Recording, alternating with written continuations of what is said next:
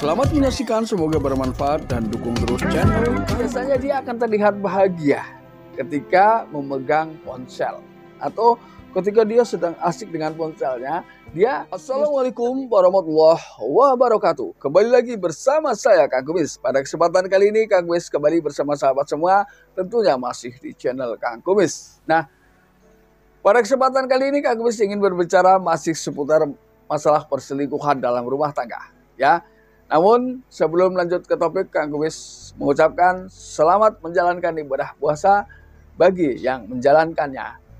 Dan juga jangan lupa dukung terus channel Kang Kumis dengan cara subscribe, like, dan komen agar sahabat semua tidak ketinggalan info dan kabar terbaru tentunya di setiap harinya. Nah, oke, pada kesempatan kali ini kita akan membahas mengenai 8 tanda baru istri selingkuh. Bicara tentang perselingkuhan, tentunya memang selalu ada saja perubahan-perubahan yang terjadi. Artinya, kalau menurut pengamatan saya, selingkuh memang selalu menggunakan inovasi-inovasi baru.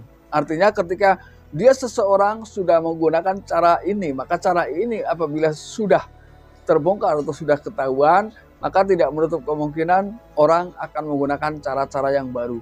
Nah ini. Nah, uniknya di sini adalah ketika bicara tentang inovasi tanda-tanda selingkuh ini seakan tidak ada habisnya.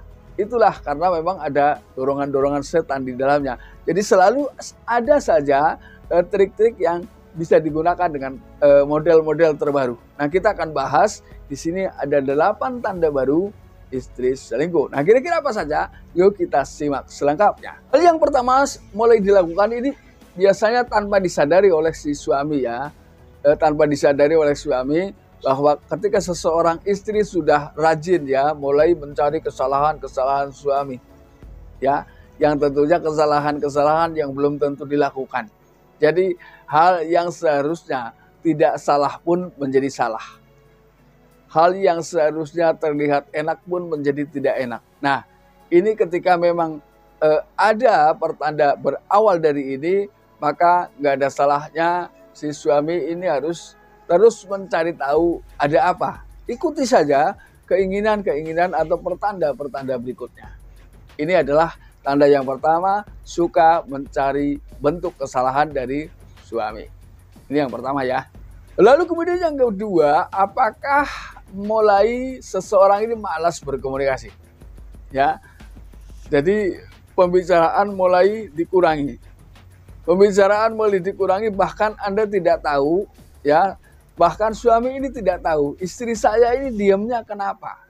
Ini awalnya. Nah, ini bisa jadi memang dia tidak biasanya anehnya di sini. Anehnya di sini dan cukup mengesalkan, ya, ketika seseorang memiliki selingkuhan itu paling demen ketika marahan sama pasangan. Ini. Saya nggak tahu itu, tapi memang itulah yang kebanyakan terjadi apabila seseorang memang di balik itu sedang memiliki selingkuhan. Ini yang kedua. Lalu kemudian yang ketiga, dia mulai mengeluhkan mulai mengeluh tentang kekurangan-kekurangan suami. Dia yang tadinya mungkin diam atau sedikit taat, ini sudah mulai mengeluh dan mengeluh. Di sini ketika sudah mengeluh, biasanya ketika didiamkan atau hanya sekedar dijanjikan, dia akan ngegas, ya. Dia akan semakin berani. Nah, keluhan ini sebetulnya wajar karena setiap orang tanpa bisa dibohongi lagi tentunya adalah memiliki rasa keluhan, ya. Ketika apa yang ia inginkan ini belum juga dapat dicapainya. Ini adalah hal yang wajar dan manusiawi dan ini memang tidak bisa dihindari. Namun hal-hal yang dikeluhkan ini adalah hal-hal yang tentunya banyak di luar kemampuan si suami ini. Lalu yang keempat, hari-harinya ini tidak ada hari-hari yang terlihat menyenangkan. Jadi muka yang dilihat selalu cemberut, manyun, ini nih, ya. Jadi hilangnya canda tawa dalam dirinya. Hilangnya keceriaan dalam dirinya yang si suami ini tidak tahu lagi masalahnya apa.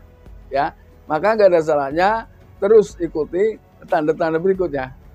Yang pada poinnya adalah Anda harus minta penjelasan, ya, selengkap-lengkapnya mengenai apa yang sedang terjadi sebenarnya. Apakah dia selingkuh atau tidak? Karena bisa jadi permasalahan di tengah hidup rumah tangga ini kan bukan hanya seputar masalah perselingkuhan, tapi banyak hal ya.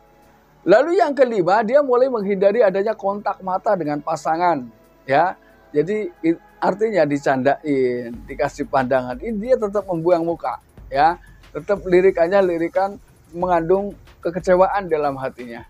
Jadi nggak mau dia berpandangan atau dipandang. Ini apakah memang urutannya seperti itu? Ketika Anda merasakan seperti itu, nggak ada salahnya buru-buru dikomunikasikan ya, jangan sampai terlanjur. Ini jadi ibarat orang berjalan itu belum begitu jauh, ibarat orang menyeberang di sungai belum begitu basah ya. Lalu kemudian yang keenam, ada dua perbedaan di media sosial. Misalnya di Instagram, seseorang ini menggunakan fitur teman dekat. Kan ada ya fitur teman dekat. Tapi di sisi lain justru nama si suami ini tidak ada. Ini bisa jadi mulai menggambarkan secara gambaran bahwa kehadirannya sudah tidak begitu diharapkan pada saat itu. Lalu kemudian untuk media sosial berikutnya biasanya ia enggan melakukan hal-hal secara bersamaan atau pamer di medsos tentang kemesraan ini sudah mulai berkurang atau bahkan menghilang. Lalu yang ketujuh, ia tidak lagi memiliki banyak hal yang bisa dibicarakan pada saat dia bersama dengan pasangan. Jadi ketika seseorang ini duduk antara suami istri, ini tetap saling diam. Karena tidak lagi ada hal yang perlu dibicarakan. Karena ketika bicara ini awalnya terlihat santai tapi ujung-ujungnya cekcok. Biasanya seperti itu. Lalu tanda yang kedelapan, ini biasanya dia akan terlihat bahagia ketika memegang ponsel. Atau ketika dia sedang asik dengan ponselnya, dia justru terlihat lebih bahagia ya ketimbang pada saat ia sedang berhadapan dengan suami atau pasangannya. Nah, ini tanda ini bisa juga terjadi pada istri, bisa juga terjadi pada suami. Sebetulnya ketika saya bicara tentang istri, ini kan hanya karena adanya faktor untuk pemanis belaka. Sebetulnya antara istri dan suami ketika menjalani sebuah perselingkuhan, tandanya hampir mirip ya. Jadi ini sebetulnya tidak ada keberpihakan sama sekali, namun pahami baik-baik isinya ya. Nah sahabat, mudah-mudahan apa yang Kang Kumis sampaikan bisa bermanfaat. Dan akhir kata, salam harmonis bersama Kang Kumis. Wabillahi taufiq wal hidayah. Wassalamualaikum warahmatullahi wabarakatuh.